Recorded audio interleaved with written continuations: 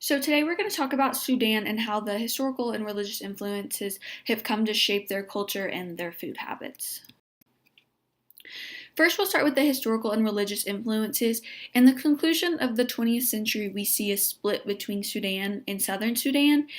In this split, there were millions of people that were displaced from their homes, creating many humanitarian issues. During that, Sudan saw great immigration of refugees from neighboring countries, which helped to develop their cultural and religious beliefs that then transferred to their food habits and their food methods and things of that nature. Within Sudan, we see two major religions and languages.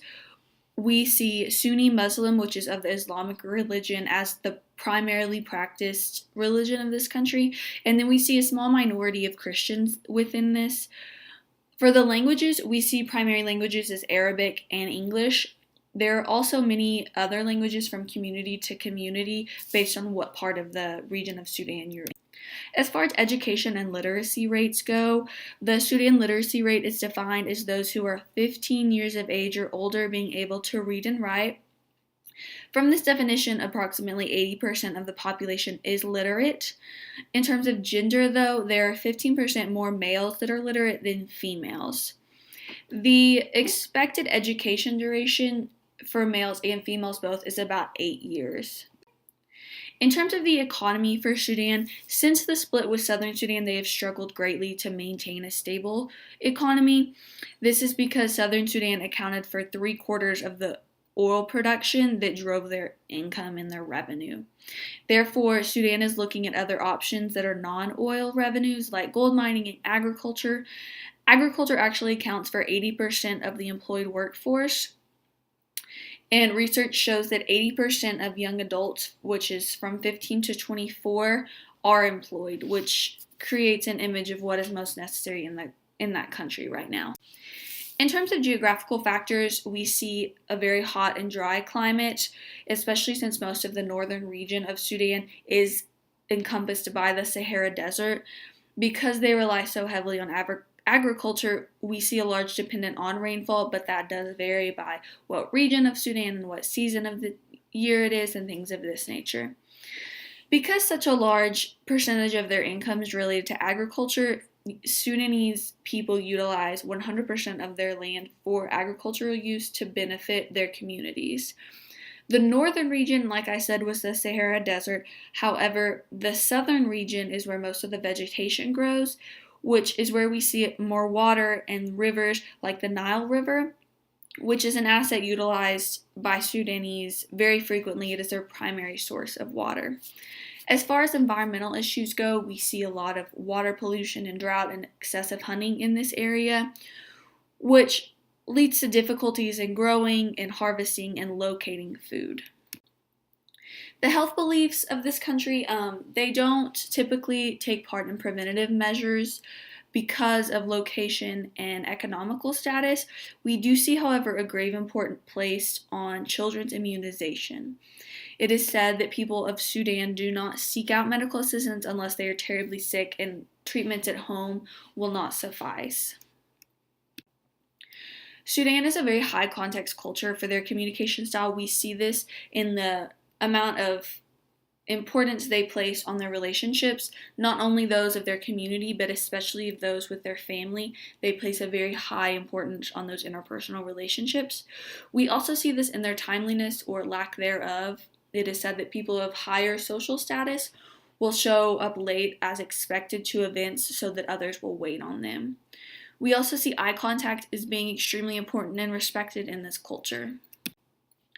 The food habits that go along with the Sudanese culture are kind of similar to the United States, as in their core principles are breads and cereals. They have a very special bread that they eat in this culture with almost every meal. The secondary foods would be meat and vegetables, typically in a stew style, along with porridge that is served with almost every meal as well. Other habits we see are milk and eggs and fruits and vegetables when they do grow.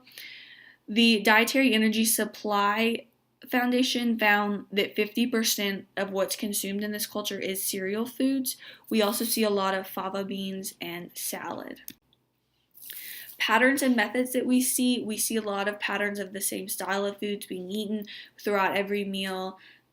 For example, the cereals or that bread that I discussed, or the fava beans, or their milks or their teas, which they look forward to drinking every morning. In terms of preparation methods, we see fried foods occasionally, and then we see the stew method quite frequently in these meals.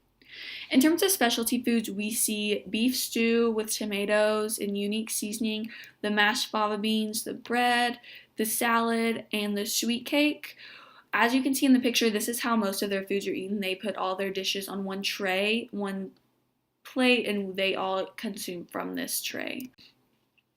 In terms of food preservation methods, we see salting and drying and fermentation. It is also shown that Sudanese women invented the fermentation of a soft drink that they drink for one of their major holidays, which is Ramadan. In terms of etiquette, it is very important to note that only the right hand should be used for food consumption, and the left hand is seen as completely unclean in this culture. And it's very important to understand this because of that belief, but also because you eat from those trays, as I showed earlier. Use of food for their health, they typically utilize herbs and home remedies. As I said earlier, they don't typically seek out professional help until it's to a point that they know they can't help any longer. Health problems, we see overweight, anemia, and stunting as reported by the Global Nutrition Report. We also see from this an issue of diabetes and things of this nature, and raised blood pressure and obesity. In terms of health problems in relation to what they consume, there are many foodborne and waterborne illnesses we see in this area, such as diarrhea, hepatitis A and E, and typhoid fever.